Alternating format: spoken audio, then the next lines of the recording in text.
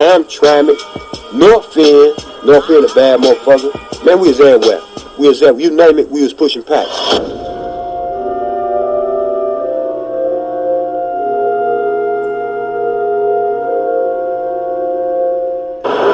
Not since the Great Depression of the 1930s have so many people lined up for a free lunch at the Capuchin Brothers Soup Kitchen in Detroit. These are among the most desperate victims of the recession in Michigan. It began when dealers couldn't sell Detroit's cars. Auto plants closed. Thousands were laid off. If there was more jobs out there, we could get up and get off this welfare.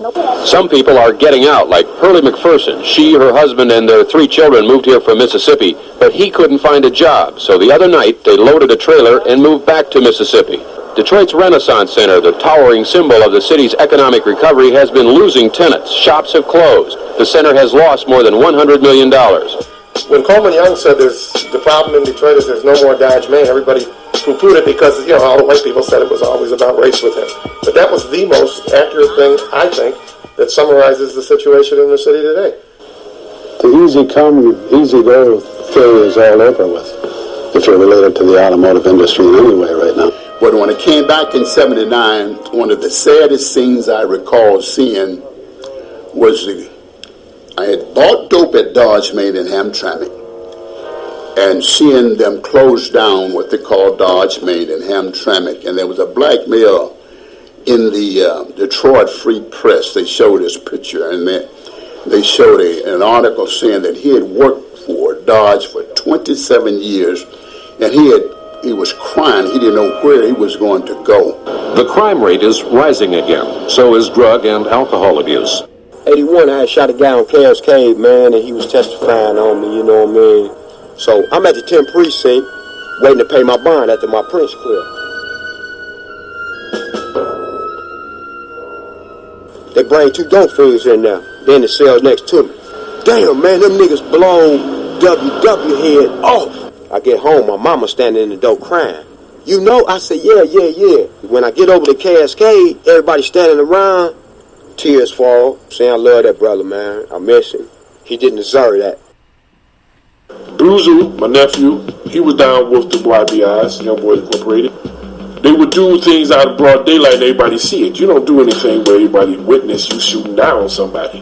That was their downfall. Everybody knew who was doing the killing. Sure enough, they went down.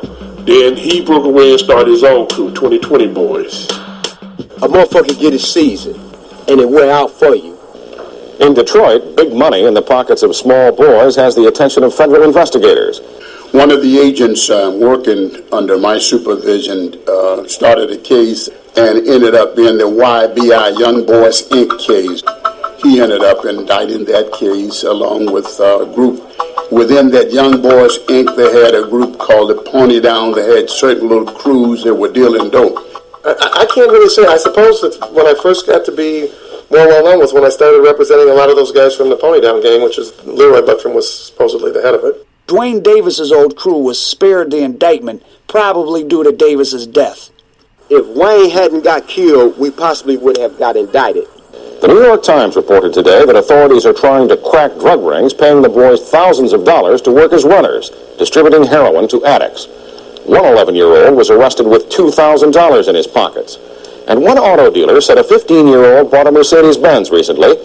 I believe what happened, and I don't know, because I wasn't working for the government, but I think with respect to YBI and Pony Down, I think it got to a point where not enough of these guys were going to jail. We were winning. I mean, Otis Culpepper was representing the YBI guys, and he was winning. Anytime they they thought was a good case, and state court, I would win. Same thing here. They'd bring a homicide charge, I'd win. You can't talk about all those other Chamber Brothers or nobody. YBI is the organization that made selling drugs, made it hip, and made killing people okay. 1985, Sturtevant Street near Dexter Avenue. Ray Peoples, recently paroled from federal prison and already having survived being shot on East Philadelphia and Monica and Puritan, is killed while sitting in a car. YBI would never stop till the casket drop. You know what I'm saying? Because there's always a motherfucker trying to immolate us. And that's the aftermath of what these niggas out here doing now. And a motherfucker can't tell you no different. He's an offspring. Whether I done stuck my dick in his mammy or not, he's one of my sons. Because you're doing shit I used to do. And you're trying real hard at it, but it can never, ever be done again. No arrest is ever made in the murder of Raymond Peoples, and the YBI era comes to an end with Butch Jones in prison and Ray Peoples joining Dwayne Davis in death. But Detroit had been changed forever. YBI was it, and it hit. Mid-'83, that's when crack became aware of around the east side of Detroit. Cocaine had become an acceptable drug, but the explosion, the real explosion, occurred when crack cocaine, and they called it freebase, whatever they wanted to call it. Because that was it was just destroyed people. I mean, just destroyed them. It was freebase, so you had to have money to get high. Wasn't no motherfucker banging on your door with $5. But no, this nigga came in on the freebase and spent $150 and blew his brains off, heard them bells. You know what I'm saying? Like Nita Ward said, ring my motherfucking bell. You can ring my bell, ring my bell. Young dealers can make up to $800 a day, possess an arsenal of weapons, and readily kill to protect their turf and profits. The smallest confrontation can become a matter of life and death. Whenever police raid a crack house, they say they're also bound to find some heavy firepower. Drugs and guns are a deadly mixture, and together they've given Detroit the highest murder rate of any American city. This is a war. This is an epidemic. I've been to Vietnam, but this is a war right here. This is our Vietnam. Well, the cocaine was there, but it just really got real popular. This summer has been especially violent, with more than 500 shootings reported in 2 months. FBI figures show Detroit with 61 murders for every 100,000 citizens last year. Gary, Indiana was second, and other major cities ran far behind. It didn't get really wild until 84, 85, and 86. Detroit police say they see this less as a crime problem than as a drug problem. Thousands of people, jobless and hopeless, look for a way out and find trouble instead. In the aftermath of the YBI and Pony Down indictments, the hundreds of young workers they'd employed graduated to running their own operations, many of them taking their show on the road, and dealers from Detroit started getting arrested all around the country. The little 40,000 we make here a day, we go out of town and make 80,000. Man, we was going to St. Louis, man, Alabama, Cleveland, knocking their heads off. Yeah, well, it was easy to go out of town and get it because of the mannerism and the way we was brought up here. As opposed to going out of town, them guys ain't got nothing. They slow. And we go down there and tear their heads up and come home and spend the wealth. Flint, Michigan is a short ride up the I-75 freeway from Detroit and the center of General Motors car production. You know, we took that YBI thing straight to Flint because they ain't know no better. Because we was still using a lot of them old stamps that they left. Them guys was going to work, man. We just had to wait till Friday to really roll up there. You know what I'm saying? Because they worked all week and got hot in the motherfucker on the weekend. But man, after we stayed in that motherfucker for 3 months, motherfuckers started quitting, getting fired from the plants. Man, and then the shit just turned into an epidemic where motherfuckers was getting money every day. 85% of them was from the plant. Them sucker-ass motherfuckers ready for the world. We just sit up in the hotel room with them suckers and sell them the dope. And we think, oh, Sheila, let me love you till the money comes. Man, you know what I'm saying? Them bitches was smoked out. Napoleon was born and raised to conquer, but he was just kind of over it, you know. Watching Prime Video, he realised he should follow his dreams. So he ordered a microphone with Prime next day delivery. Now the only thing he cared about conquering was his audience. Tout le monde peut me voir derrière? Ok, je me lève. Prime changed everything.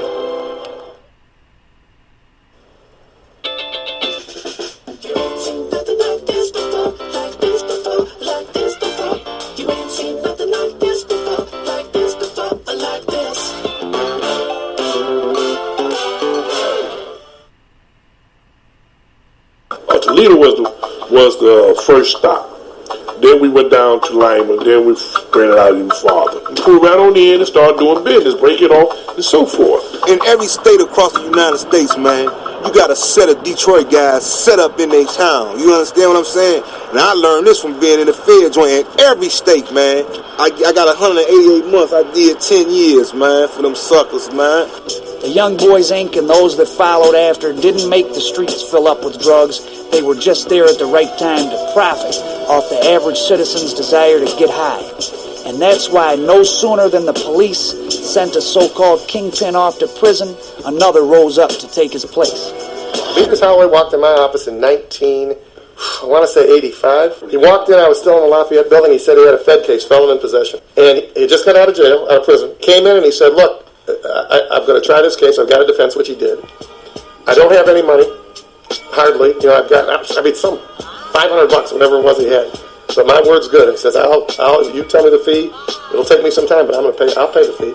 And he was, at the time, literally had just gotten out of jail on federal parole. And there was something about the guy I thought he was telling the truth. And it was a tribal case, and I'm a sucker for trials. And I said, okay, we got a deal. And we tried the case, and he was found not guilty. Demetrius Holloway, had he wanted to be, could have been a CEO of a major corporation. He never drank. He never smoked. He laughed at people who used drugs. He was smart as hell. And he was cunning. And he was a leader. He was a big, big whale, is what the cops used to call him. Demetrius Holloway and Rick Carter, even though they were friends, were as different as two human beings could ever be. Anybody in the streets will tell you that. Soon after getting out of prison, Boone crossed paths with Maserati Rick in an East Side pizza parlor. After one of Rick's underlings started an argument with him, Boone flashed his gun, and Maserati stepped in to defuse the situation. He said, man, Dennis, man, we could work together if you just give me time to speak with you. We went and got into his Benz. We talked, he was telling me about himself, about what he do and so forth. And he said, you might have heard me, they call me Maserati. Rick was cheap and petty. He was all right to deal with, but he wasn't all right to deal. He was a pain in the ass is what he was. And he liked to flaunt stuff, and walk around like he was a big shot, which in a sense he was, I guess. But I want to know what you be willing to be my bodyguard. I said, how much you talking? He said, man, I'll give you a couple $1,000. Just hang with me. Make sure nobody, do anything to me. Thought about it. And I said, okay, cool, but when am I supposed to get this money? He pulled out $2,000 and gave it to me. Pistol case outside the skating rink over there on the east side, because he was the east side guy. He owed me money. I won the case, and that's why I say he was cheap. It was a pistol case. He probably owed like $3,000 or something like that. And the damn guy would not pay. And it was always, I'll see you next week. So I typed up a motion to withdraw. He had another case pending. And I typed up a motion to withdraw, and I called the guy in that was from the east side. I said, take this thing. I wasn't filing it. Tape this thing to the walls and the windows, like at the bars, everywhere on the east side, so people can see what a cheapskate Rick is. And the guy went out, and about 2 days later, man, what are you doing? I said, well, shit, you're going to come in and bring me the money? And he brought me a leather coat instead. I had just got out of prison. So I had a lot of anger and tension in me. I'm trying to find some way to release it. The best way to release it without going back to prison and so forth was Tough Man contest. So I went and fought in that. Cobo Hall. Bruiser brought some of his friends down there, which was the Brown Brothers. Best Friends, an ironic name for what the FBI once called the most murderous drug ring in United States history. I didn't really know much of anything about the Best Friends other than that they were supposed to be a bunch of killers on the east side. I didn't know they were called the Best Friends. I just knew they were some evil-looking guys. When the fight was over and I stepped out of the ring to go back to the back, Bruiser stepped up and told me that Reggie wanted to meet you, Rockin' Reg. They approached me like, damn, man, we also hear that you're supposed to be working with Maserati Rick. Suspected of 80-plus murders across multiple states, Best Friends started on Detroit's east side as a murder-for-hire ring run by the four Brown brothers. I did things for people, for Bruiser, before I met them. By 1985, the Brown brothers were doing hits on the east side for various dealers. Rick boy, as long as he got the money, was anybody boys, as long as you got the money to pay us. You ain't got the money to pay us, basically, we would take you out and take over your operation. That's when it started happening that way. But a lot of people didn't want to sell to us because we had the reputation of killing. Maserati Rick did sell to us. He didn't mind because he assumed that we was all friends now. That's why everybody would see us. They say, oh yeah, those are Maserati Rick boys, because we was basically hanging with him because, hey, he was selling us the drugs cheaper. I knew that I represented Reggie Brown twice. Represented him on an assault intent to murder that we won that case. It was in the middle of Eastland. And then they were looking for the guy. They found him and they started shooting. I think they were shooting in the mall itself, not in the store. But yeah, right in the mall, people were going crazy. Rockin' Red would get, like I said, he'd get a little drink in him and so forth, and then he wanted to go on a killing beings. We know we